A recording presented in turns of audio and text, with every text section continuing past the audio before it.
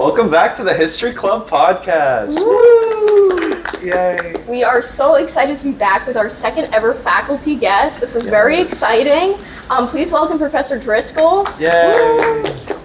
Is this your first time on a podcast? Yes, it is my first time on a podcast. I've been interviewed for podcasts where they've played my stuff after, but I've never been on a podcast. So I'm very happy to be inaugurally doing this. Wow, this is very exciting. This is, yes. All right. Can't wait. Yes.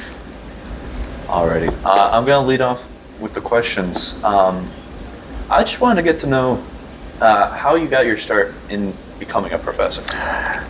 Good question. Well, I'll give you the abridged version, but basically I started off way back in 1991 in community college. Not really, I thought I was going to be an actor, and so I focused more of my time in the theater company until my third semester when I got a 0.75 grade point average. Oh my gosh. And ended up not staying in school. Yeah. Worked for a couple of years and then went through a bad breakup with someone who kind of told me I was never going to be anything but a worker. Yeah. So when we broke up, I went back to school, went back to community college, really got into history. So this is like 2004, 2005.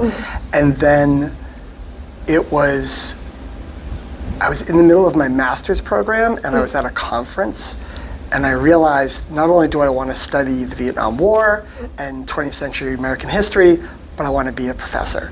So at that point, it was just everything was the path to that. And when I got accepted here to UMass Lowell, I had no formal training in education. I had no formal training, so I learned everything sort of like on the ground, like just TAing with professors and learning, like paying attention to what other people were doing.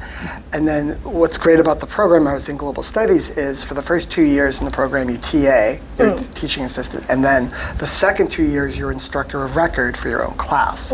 So that was sort of like my boot camp, so to speak. And then after that, while I was writing my dissertation, I was very grateful enough to be able to adjunct at UML. So again, more sort of on-the-job learning, and now I've got my dissertation. I'm a full, the professor title is earned, even though people have called me professor since I started. And I always have to pinch myself when I'm like, I'm actually like Dr. Sean Driscoll. Yes. It's a really weird feeling. It's very exciting. Good feeling. Do you want to tell us a little bit about your dissertation and what it was about, what it was like working on it? Yeah, I'd love to. So I wrote my dissertation on the Vietnam anti-war movement, but specifically soldiers who were active duty soldiers in the United States and in Vietnam who were actively protesting the war while they were serving in it. It's a topic not a lot of people know about. A lot of people with their knowledge of the Vietnam War think, oh, well, all the soldiers were for the war because they fought in it. That's not so true. And I focused on an organization called the United States Servicemen's Fund, which was a funding organization to help soldiers to protest the war by funding defense for their striking out against the war, creation of newspapers, creation of protests. And what I did was I did my dissertation as more of an oral history. So I interviewed 10 people from this organization, the founder of it, people who worked in it, people who worked for it, and I used their oral histories throughout the dissertation. I wrote my own chapters. I did a full monograph dissertation, and but I worked a lot of the oral histories into it. And oral history is something I had thought of, but never really started to think on deeply until I started to come here. And I worked with Professor Angelica Duran Martinez, and she was kind enough to take me on as a directed study, which was called Oral History. And I would say that was sort of the building block of it. That's pretty cool. To your point or a question of how this PhD program was, it was absolutely amazing. It was tough. I came in with Jennifer Witten-Woodring, who was the director at the time, and the first question she asked me was, how long is this going to take you? And I immediately said, 7 years. And she goes, you said that fast. And I said, because I know it's going to take me 7 years. And it took me 7 years, even though many of my Bob Ferrant and Chris Carlsmith and others were like, we want to get you done early. And I'm like, yeah, no. But very supportive. The Global Studies Department is one of the best interdisciplinary programs I think anyone could ever find. And it's, we've graduated at least 4 people every year, and it's a really good program, and I'm honored to have been a graduate of it. Yeah. Very cool. Very cool. Yeah. And recently, you held a talk that I was actually in attendance for about the Vietnam War and its implications within the draft. Yes. And what would you want to share to people who may not know all that much about the draft? So thank you for that question. Sadly, there are a lot of people who are very unsure or uneasy about questions in regards to selective service because we don't have a draft in this country. However, we do have the building blocks for one. And so all young 18 to 26-year-old males have to register for the draft.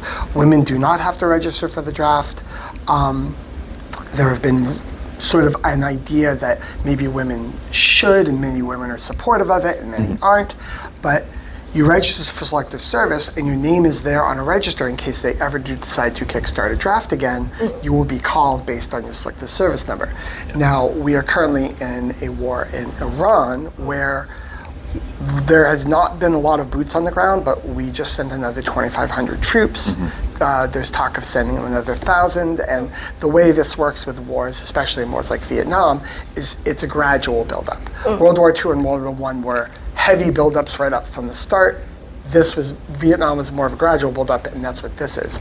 So in the talk, we wanted to give students who are curious about what selective service in the draft was, is, and what could be, an opportunity to listen. And I had 2 great colleagues in the political science department. I also teach in political science, John Claverius and Nick Evans, to join me in this talk. And I did more of the history of the draft.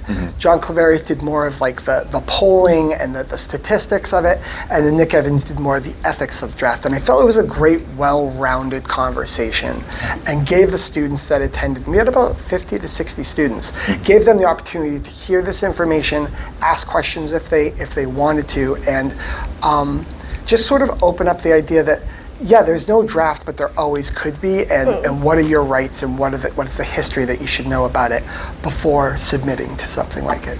Yeah, very important. Yeah. Very important. So as you mentioned, you teach both history and political science. Yes. What is that like, having both perspectives? So going back to the program I was in, my PhD program, Global Studies is a interdisciplinary program, meaning when you come into the program, you're to kind of decide what 2 fields you'd like to study. We have economics, philosophy, sociology, history, political science. Many people choose, others that like I knew history and political science were going to be my path because that's what I did in my master's at Worcester State. I was a history major with a political science minor, and you teach assist and you teach in both those fields. So some people do economics and history. Some people do history and sociology. Some people do sociology and political science. Really just depends on you as a student where you fall. And I felt like they worked great for each other. And then as I was working in between them, I realized how much interconnectivity there is between the 2, and how my talks with my history students tend to fall on the political side, and how the political side tends to sort of bring out more history with what's happening. So I believe both of you have been my students in the past, so you know that I say it right off the bat, like in the history classes there will be a heaping amount of political science talk and vice versa. And I feel that starts a student on an interdisciplinary path from an early age.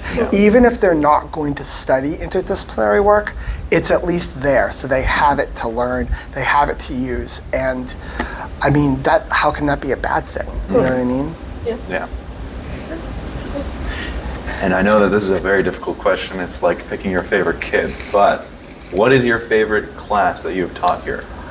Oh, okay. So the favorite class that I've taught here, and Campbell, you'll know, it's my Age of Nixon course. I was so right around COVID, so I finished my second year at the very beginning of COVID, so March, April, May of 2020.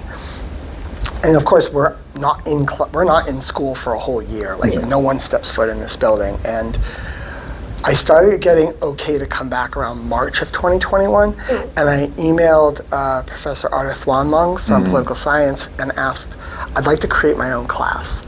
I also thought, honest talk, I actually thought it would look good if I created my own class while I was in my PhD. But I was okay to, and I was like, well, I took a class in my undergraduate called The Age of Jackson, which was basically what America was like politically and historically under Andrew Jackson. So I wanted to do one with my favorite. When I say favorite, you'll know what I'm talking about. He's not my favorite in regards to what he did, but he's the most interesting president. I wanted to do Richard Nixon. What was America like in between these years of 1919 and today? And so Dr. Thwanmung said, go ahead, put it together, and I put it together, and I've taught it now twice, and I absolutely love that class. We're able to touch on things like psychology, like the psychology of Richard Nixon. We're able to touch on the history of Nixon, the history of America at that time, the Cold War, Watergate, obviously, and I feel like it's a great way to learn about a president, but also to learn about the times in which he served as both a non-politician and a politician. What is one thing that you wish more people knew about Richard Nixon? I'll give you two. I'll give you the psychology, and then I'll give you the political. So the psychology, and I've said this story before. So Richard Nixon, when he met his future wife, Thelma Pat Ryan, fell in love with her completely. There were two students at Whittier Community College, and she was a very pretty woman. He was kind of a lanky, kind of just like no one really noticed Richard Nixon, but he fell in love with Pat Nixon, and so he said to her, the second day they met, he said, "I'm going to marry you one day," and she's like, "Oh, that's sweet," but she was dating other guys. So Nixon decided, well, the best way to let her know how I feel is to drive her on dates with other boys. So for 2 years, Nixon would pick her up and then the date, and he'd drive them back and forth on their dates. And she would always say, like, Dick, you don't have to drive me. And he's like, I have to make sure you're safe. I'm going to marry you one day. And sure enough, after 2 years, she finally accepted a date with him, and they were married 6 months later. So that just goes to show you the psychology of this man. It's very driven. In today's terms, it'd be a little ick or a little creepy. In fact, when I tell my students, like, your thoughts, they're usually like, that's gross, that's sick. Politically, I would say Nixon was shrewd enough to realize he's got to go against the very foundation he built for himself. So he built himself as an anti-communist, very virulent anti-communist. Not as bad as like Joe McCarthy, but very much like pro-American anti-communist. Yet he's the first president to visit Red China. He's the first president to create a strategic arms limitation with Russia. He's the first president to, really kind of tamper the Cold War down. If you think about the Cold War before him, it's still raging up in the 60s. And I think that kind of is interesting that, he took a big swallow and said, I'm going to really go against the very foundation of politics I built for myself. And I find that to be very Shakespearean in a way, although his downfall is also very Shakespearean. And what do you think the lasting impact was of the Nixon presidency? If you had to put it in a succinct little box. That's a really good question. I would say if we have to look at ourselves as a globalized world, we have the Nixon administration to thank for it. Despite a lot of the graft and corruption and the questionable decisions, I mean, it is Nixon and others in his administration that go to the peace table that work towards creating a peace in Vietnam. It's not a perfect one, but it's there. He opens up China. He opens up things with Russia. He's a big fan of peace in the Middle East. It's weird. He's more of a domestic president in his first term, but he's more of an international president in his second. Probably because there's so much domestically bad happening for him. That he's like, I'm just going to go to Russia. I'm going to go to China. I'm just going to get out of town. We'll just see what's going on. But I would say, even more than many people argue that Ronald Reagan is, or Bill Clinton, or Barack Obama, I would say Nixon is one of the first international presidents, probably since Woodrow Wilson. Well, so you also teach a course on the American presidency. Yes. So I wanted to know, who do you think is the best president? Oh, he's the best president. Okay, we need to discern what we mean by best. Yes. So do you mean most successful, or best president overall in the eyes of what a president is or should be? I think if you had to elect any one of them tomorrow, bring them back to the presidency, who would you most want to be your president again? Franklin Delano Roosevelt. Okay. He made some really horrible decisions, such as internment of Japanese. Not something I agree with. Yeah. But overall, he did more to change the very fabric of our domestic life than anyone else. Social Security, insurance with banks, building bridges, building dams, sort of reinvigorating the South and bringing the South out from its late 19th century sort of stagnation to a more 20th century life, embracing the arts, embracing healthcare. He's not the most popular president amongst conservatives, but even conservatives will have to admit, like, what he did changed everything for all time. And while it's easy for a Republican president or a Democratic president to dismantle the previous regime, it's been very hard to dismantle a lot of what FDR did. So I would say out of anyone, I'd probably elect Franklin Delano Roosevelt without a doubt. It's a good pick. Yeah. And on the flip side of that, who do you think objectively would be considered as the worst president? That's a good question. So I'm going to say this. I'm going to say, and this is with all respect, he's probably the greatest post-president we've ever had. But I'd say one of the worst presidents was Jimmy Carter. Wow. He was a micromanager, type A micromanager from the get-go. And if either of you have ever been in the vicinity of a type A micromanager, you're not getting anything done. They're just going to jump in and do their own stuff. Carter kind of messed up with the handling of the hostages. He gave the Malaise speech in '79, which basically was excoriating his own American citizens, saying, like, stop feeling sorry for yourselves. We're in a bad spot, but we're also dealing with like double-digit inflation and gas lines. I mean, I was a young kid in the late '70s. I remember being in gas lines. And I remember my mom, who was a very, very liberal person, just raging against Jimmy Carter.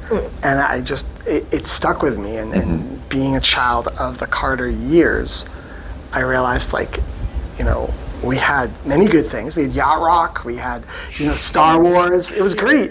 But we had a very poor running president. And here's the thing.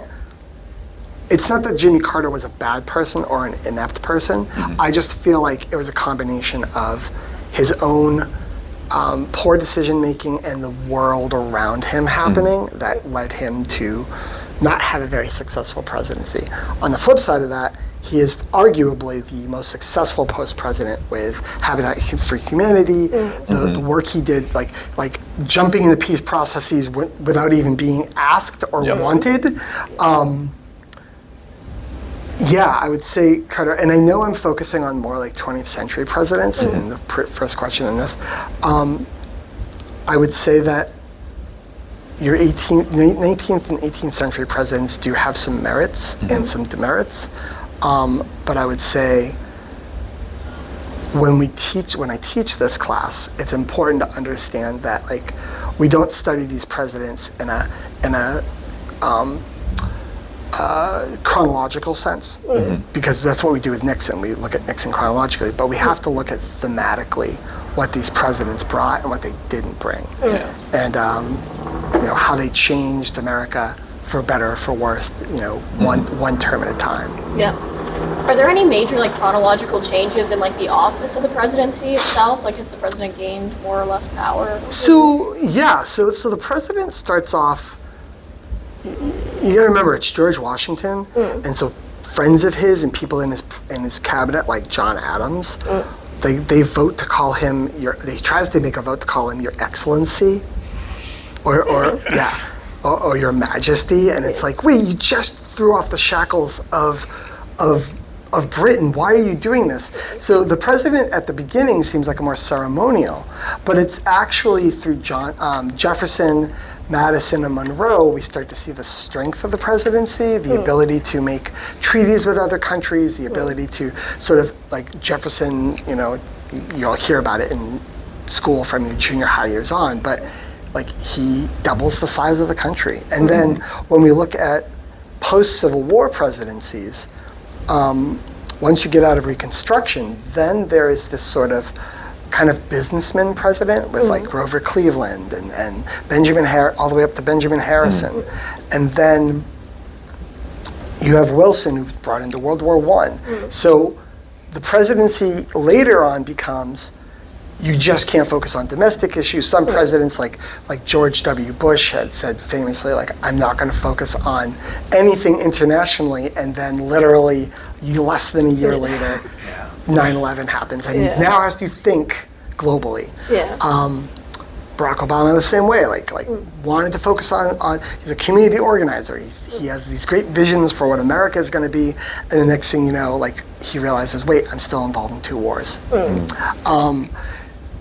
But lately, under the Trump administration, it's been interesting because with the recent Supreme Court decision about giving the president more broad discretionary powers and sort of a blanket or umbrella of what they can do, that changes the presidency now and forever, regardless of whether it's a conservative or a liberal or anyone else that's in the office. Because now they have a Supreme Court precedent that says, oh, I can do this and I won't get in trouble for it, or I can say this and I'm not going to get in trouble for it. And that's a scary thing. That opens, and one of the things I also teach in my intro to politics course is, in my estimation, it's the Supreme Court of the 3 branches that's the strongest and the most effective and long-lasting, because the laws they pass could last for generations. Like the most recent Dobbs ruling in 2022, which took Roe v. Wade off the charts. That's going to take 30 plus years to, unless the machinery moves fast, which it normally doesn't in law.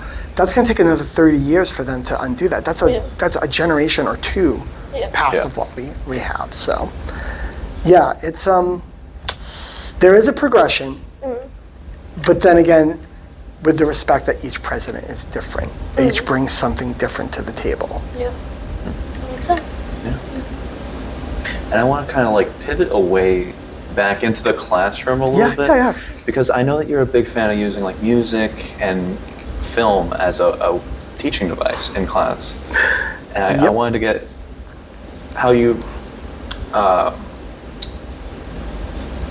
how can teachers use that most effectively to teach their students about culture? Okay, well, let me start off by saying, and Campbell, this will echo in your brain because I said this the day 1 of class, which is, if you're just expecting this and wanting this to be a class where you read, write, and regurgitate, this is not the class for you. Because I say right off the bat, I take a very multimedia approach with everything we do. Now, when I say multimedia, a lot of people think, oh, Professor Driscoll shows films, and no.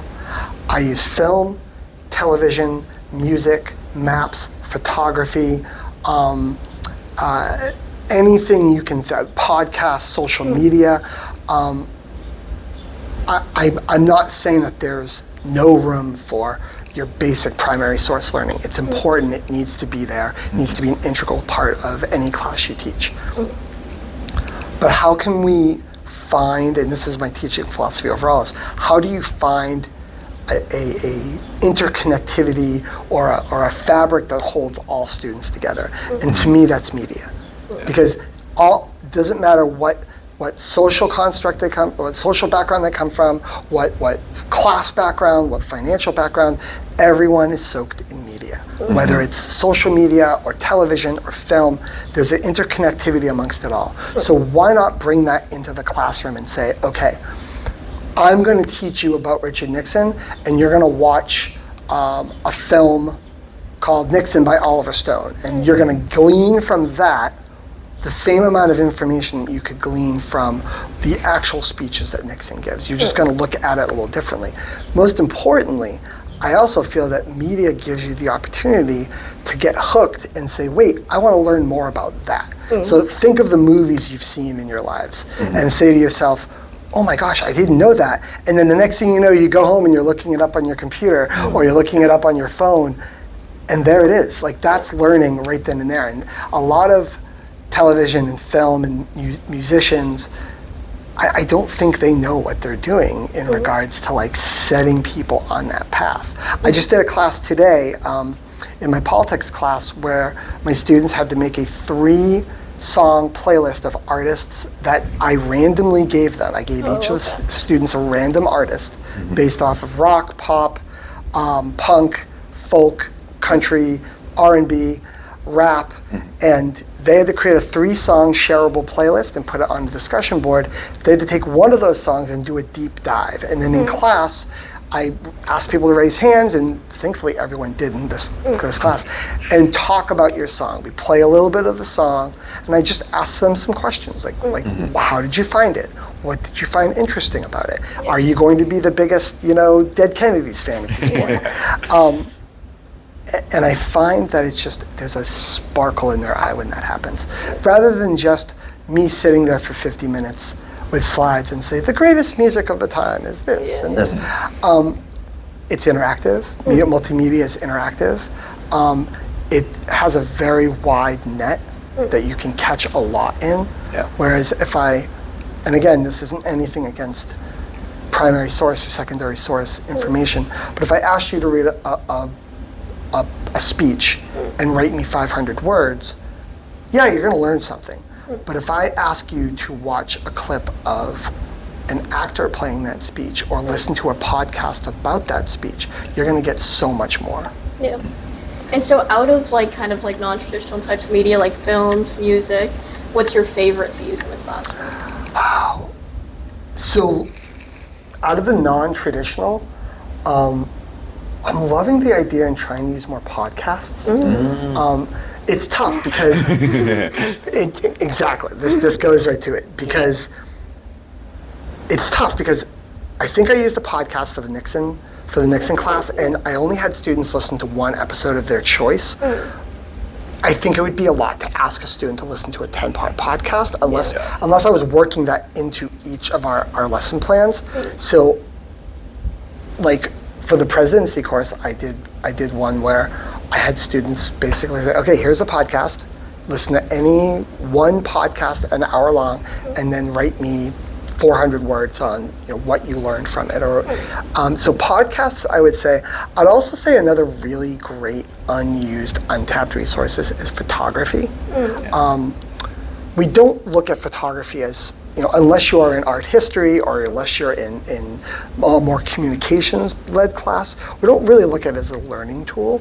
But it's a learning tool in the sense that you could study that photograph. Like, for example, I have my students look at the photograph of Jeffrey Miller lying dead at Kent State and Mary Ellen Vecchio standing over him. And we study every aspect of that, from the framing of where she's standing or kneeling, to her facial expressions, to what's happening around. And I feel like it's immersive. Like, you're able to just put yourself in that spot. Now, granted, there are photographs you probably don't want to be in that spot, but that being one of them. But it's a more immersive way to get a student to learn about a moment than a slide and 20 words. Yeah. And previously, I've had conversations with other professors in the history department about historical accuracy when it comes to costumes, when it comes to the presentation of information within movies. So what I wanted to ask is, when is it too much, like too far out of line for historical accuracy, in your opinion? Okay, so again, what I'm going to say is highly subjective because so for example, Professor Sansonito, she does ancient history. She's what, in my opinion, one of the top people in her field. She's super smart, but I couldn't talk about the accuracy of like Julius Caesar in a film or a TV show as opposed to her. So like she could watch that. I guess it's something like my wife's a lawyer and she can't watch lawyer shows because it makes her too mad. I have worked in hospitals before, and I have a hard time watching hospital shows because I'm like, that just wouldn't happen. Yeah. By the way, not a lot of historians in television shows and movies. We have to deal with great movies, but limited portrayals of like Nicolas Cage in National Treasure.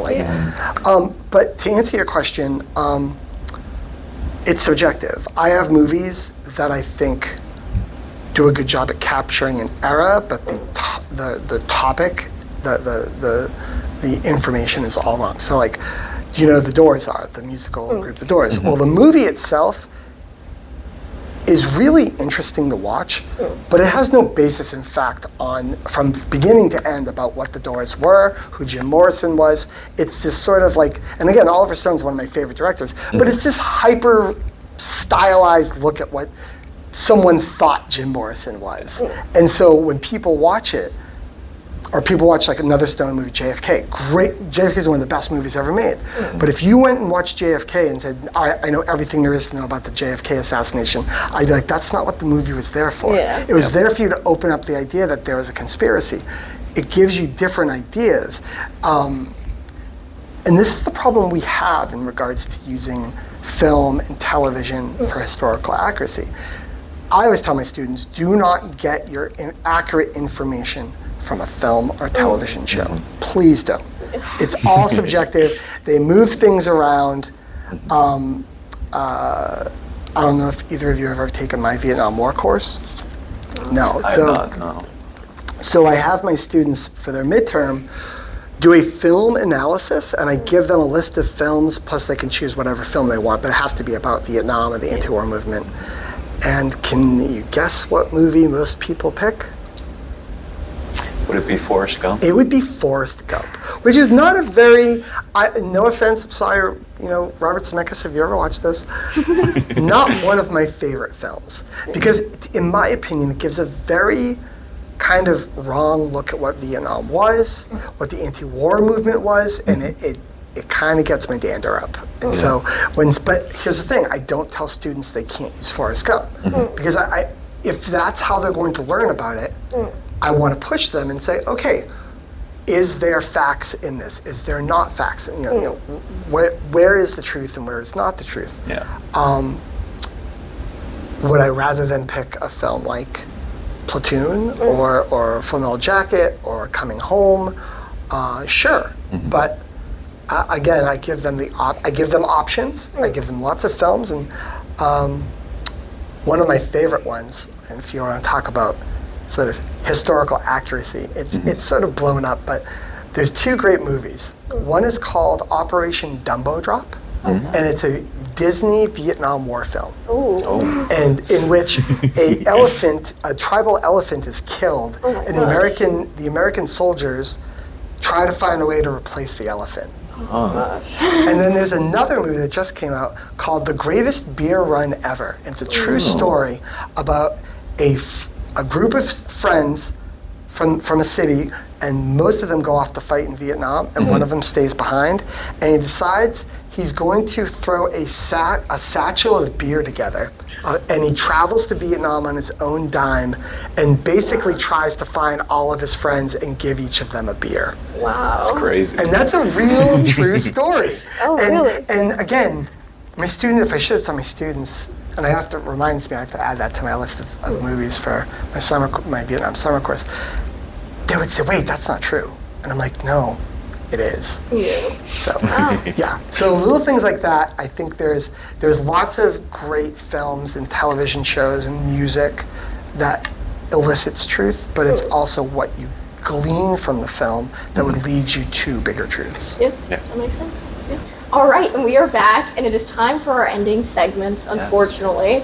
But first, we have to ask you your question from last week's guest, Caden and Tommy. Hope you watched that one. Yes. They would like to know which film you think is most influential on American politics. Did they know I was going to be the did next not. They did person? not They did know. not. Come They on. did not know.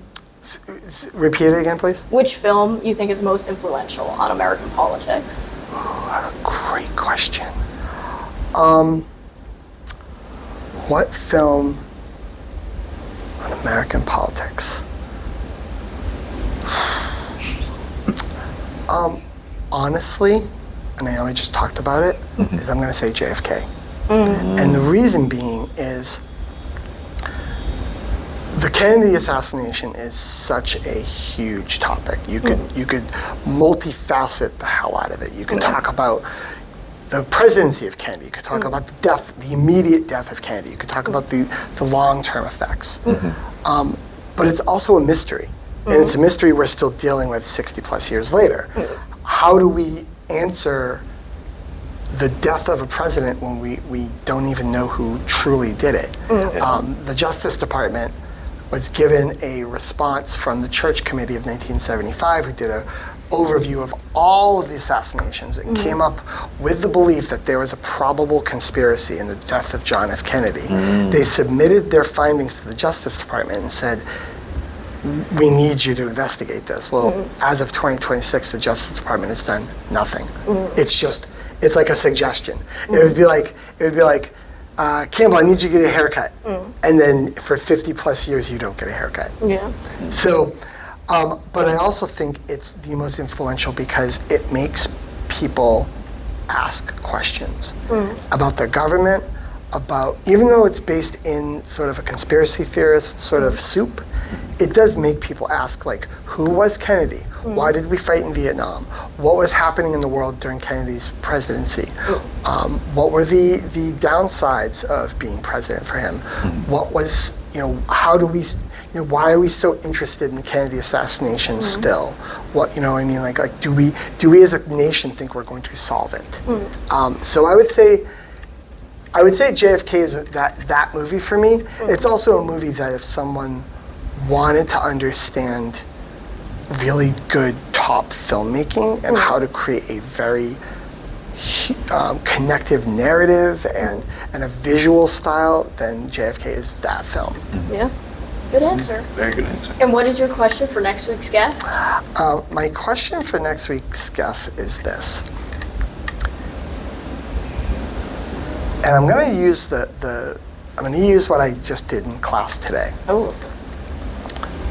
Can you think of a song or a group of songs that are politically protest in nature, and why are they so powerful? That's a good question. That is a good question. Can't wait to see the answer. Yeah. You'll have to watch next week. Yes. All right, and now it is time for rapid fire questions. Me and Owen will ask 3 rapid fire questions each. Owen, whenever you're ready. Yes, I always love to start off these questions asking, what is your favorite book that you have read in the past year? That I've read in the past year? Yeah.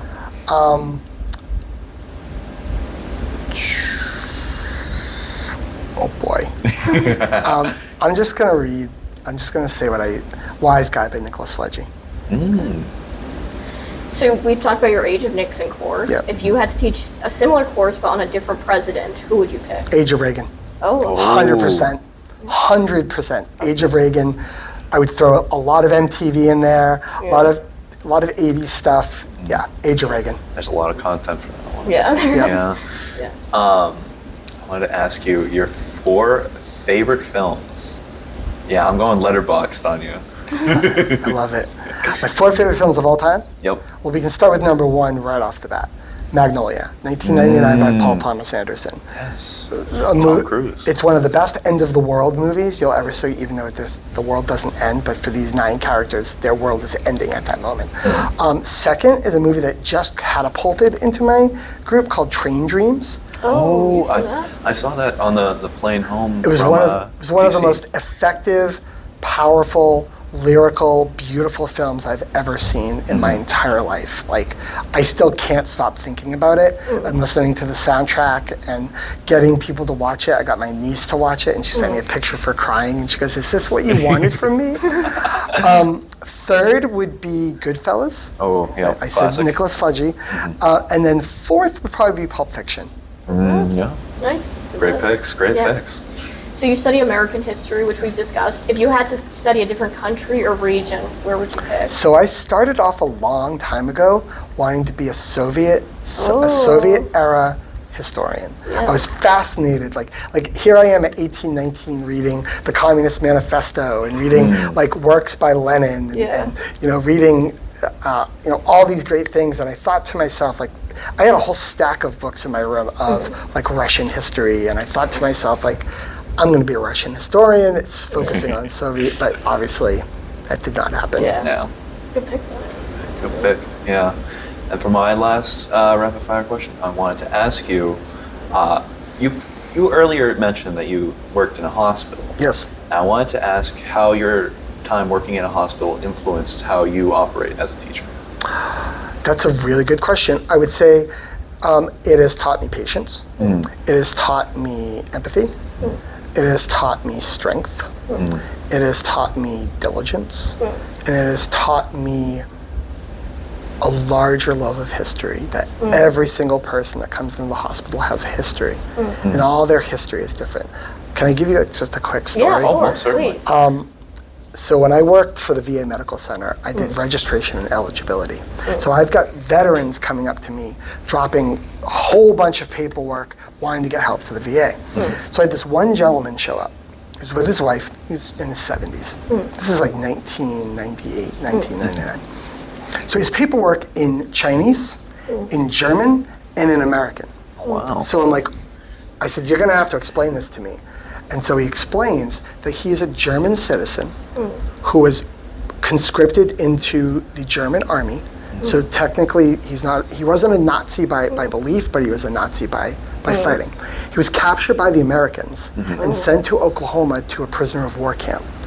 Served 2 years in a prisoner of war camp, and then when they were repatriating, this specific camp said, if anyone wants to stay, we can work you into getting citizenship. So he stayed, and he got citizenship. And then he served in the military during the Korean War. 6 months in, he was captured by the Chinese Oh my and God. sent to a Chinese prisoner of war camp. Yeah. And then he was one of the very lucky ones that were repatriated. Many Americans died in these prisoner of war camps in China.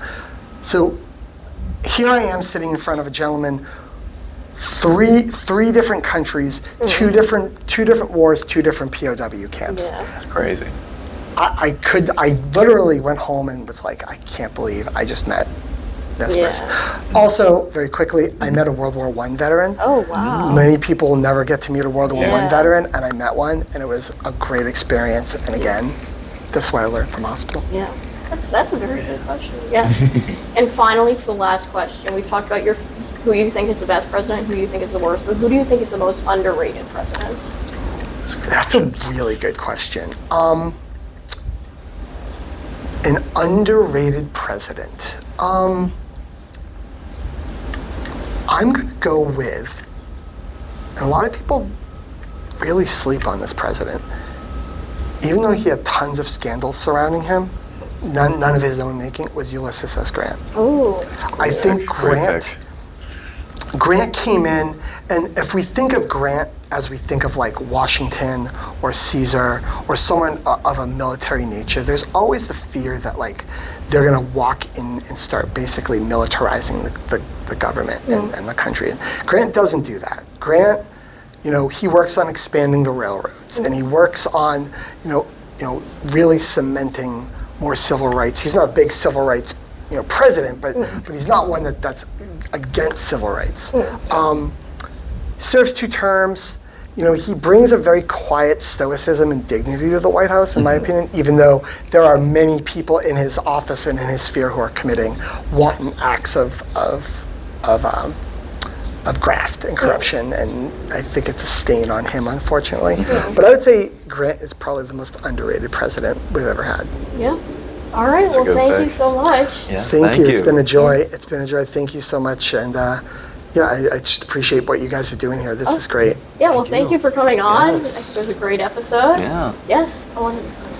It was wonderful to get to have another professor on and Yes. get to share your experiences, your pathway into teaching, as well as your experiences in the classroom. Thank you. Thank you. Thank you so much, and thank you for watching the History Club podcast. I'll Yes, see you thank next you. week. Thank you. Bye.